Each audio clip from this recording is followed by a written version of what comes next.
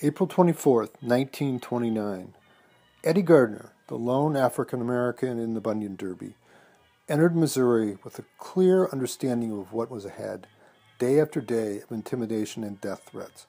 But he was determined to race in spite of the dangers. Whites might kill him, beat him, or threaten him, but they could not change the fact that on this day he was running as the leader of the greatest foot race of his age and challenging deeply held preconceptions of black men as he went, and giving hope to millions of his fellow African Americans who saw him race or who read about his exploits in the black press.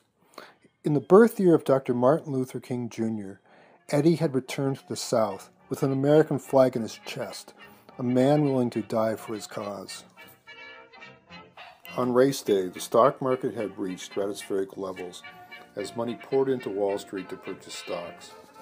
In just 7 months, this optimism would turn to despair as the infamous stock market crash started America on its spiral into the Great Depression. Los Angeles, June 16, 1929.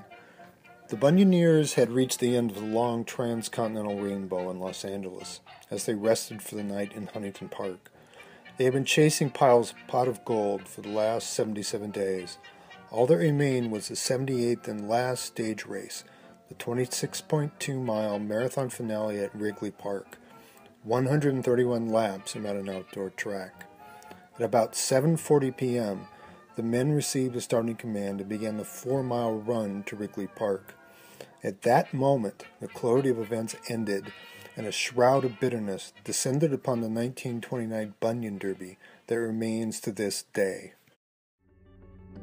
Men and women are flocking to ultramarathon racing in ever-increasing numbers as they search for an alternative to the often overcrowded and overpriced marathon races of today.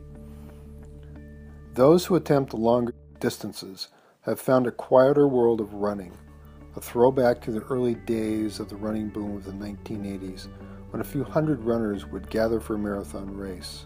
Here, beyond the 26.2-mile marathon distance, they are discovering what the Bunioneers of 1929 already knew, that human achievement is limited only by the size of your dreams.